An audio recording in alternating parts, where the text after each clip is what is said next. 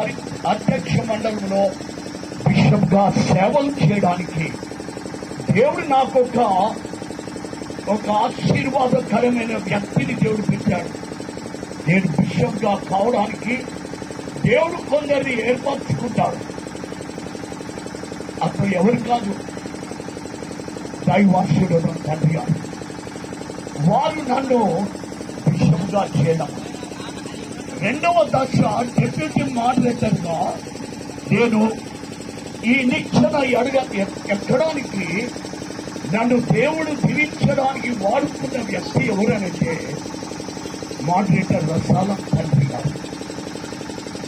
వారు నన్ను ఇంటికి వచ్చి అడిగారు.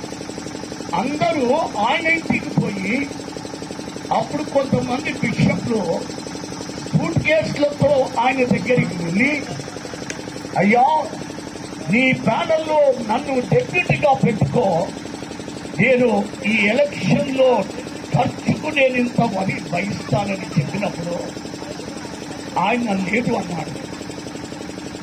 అందరూ ఆయన ఇంటికి పోతుంటే ఆయన నా ఇంటికి వచ్చి నాతో అడుగుతున్నాడు, రూబెన్ నేను మోడరేటర్గా ఉంటున్నా, నీవు నా ప్యానల్లో నీవు డిప్యూటీ మోడరేటర్గా ఉండాలని అడిగాడు. నేనన్నాను, కొద్దిగా